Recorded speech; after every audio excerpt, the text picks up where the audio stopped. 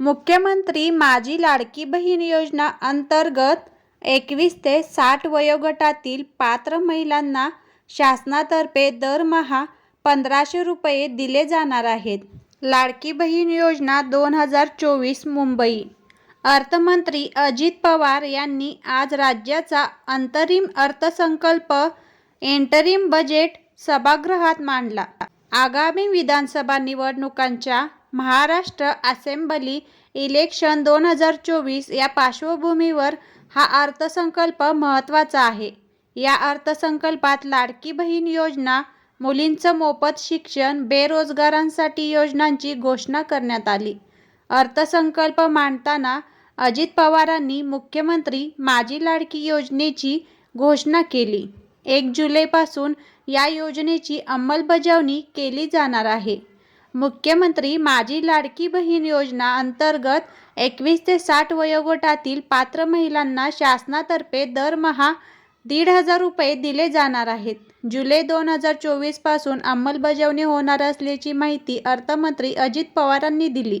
मुख्यमंत्री माझी लाडकी बहीण योजना तात्काळ लागू झाली आहे.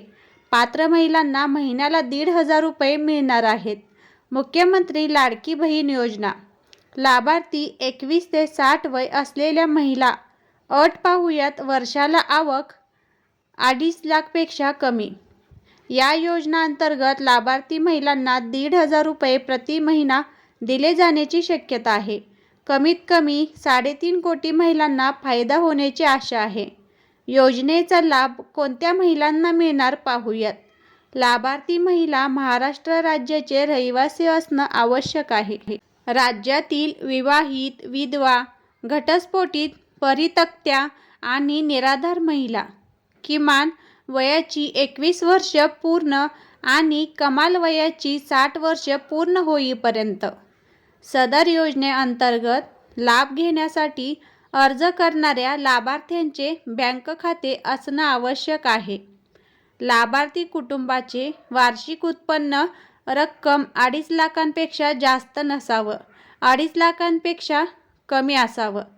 कोणत्या महिला अपात्र असतील? माझी लाडकी बहीण योजना महाराष्ट्रामध्ये ज्यांच्या कुटुंबांचे एकत्रित वार्षिक उत्पन्न 2.5 लाख रुपयांपेक्षा अधिक आहे, ज्यांच्या कुटुंबातील सदस्य आयकरदाता आहे, ज्यांच्या कुटुंबातील सदस्य नियमित, कायम कर्मचारी, कंत्राटी कर्मचारी म्हणून सरकारी विभाग, उपक्रम, मंडळ, भारत सरकार किंवा राज्य सरकारच्या स्थानिक संस्थेमध्ये कार्यरत आहेत किंवा सेवानिवृत्तीनंतर निवृत्तीवेतन घेत आहेत, परंतु बाह्य यंत्रणांद्वारे कार्यरत असलेले तथा स्वयंसेवी कामगार आणि कर्मचारी अपात्र ठरणार नाहीत.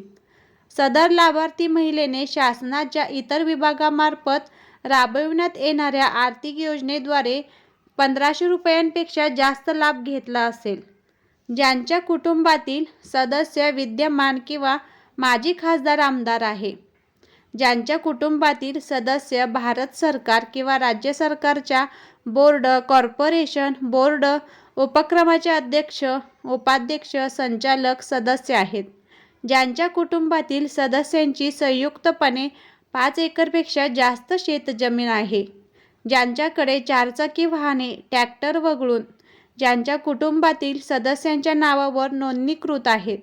कोणासाठी ही योजना अपात्र ठरेल ते आता आपण पाहिलोत.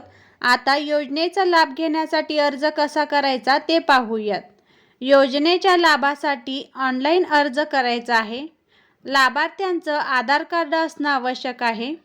महाराष्ट्र राज्याचे अधिवास प्रमाणपत्र, महाराष्ट्र राज्यातील जन्मदाखला, राक्षम प्राधिकारी यांनी दिलेल्या कुटुंब प्रमुखांचा उत्पन्नाचा दाखला, वार्षिक उत्पन्न 2.5 लाखापर्यंत असणं अनिवार्य, बँक खातं, पासबुकच्या पहिल्या पानाची झेरॉक्स कॉपी, पासपोर्ट आकाराचा फोटो, आपला स्वतःचा पासपोर्ट आकाराचा फोटो असणं आवश्यक आहे, रेशन कार्ड, सदर योजनेच्या अटी शर्तींचे पालन करण्याबाबतचं हमीपत्र.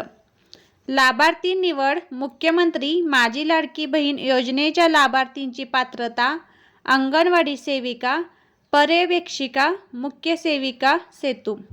सुविधा केंद्र ग्रामपंचायत, ग्रामसेवक, वार्ड अधिकारी यांनी खातरजमा करून ऑनलाईन प्रमाणित केल्यानंतर लाभार्थ्यांचा अर्ज सक्षम अधिकारी यांच्याकडे सादर करूयात.